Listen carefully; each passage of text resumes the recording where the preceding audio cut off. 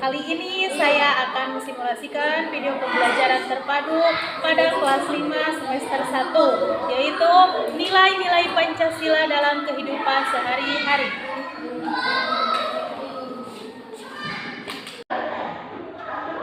Assalamualaikum warahmatullahi wabarakatuh. Selamat pagi semua. Apa kabarnya?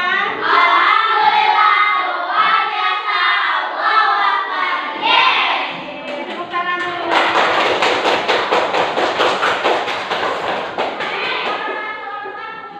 Baik, hari ini kita bisa berkumpul kembali ya, bisa bertatap muka kembali di sekolah ya. Untuk itu, sebelum kita melanjutkan ke pembelajaran, alangkah baiknya kita berdoa terlebih dahulu. Siap, berdoa dimulai.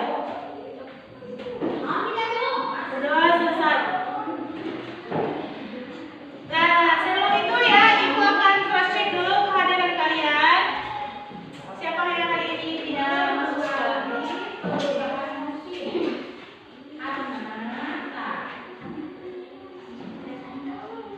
Semua sekolah? Semua sekolah ya. Baik, terima kasih atas kehadiran kalian. Kita lanjutkan saja ya. Hari ini kita akan belajar mata pelajaran PPKN. Keluarkan buku kalian.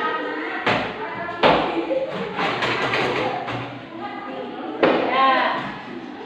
Kita akan belajar yaitu mengenai nilai-nilai Pancasila dalam kehidupan sehari-hari. Ya.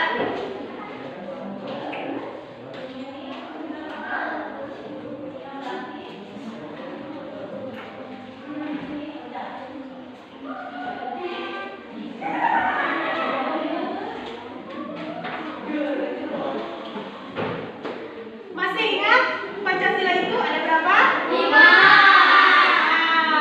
Yang pertama apa?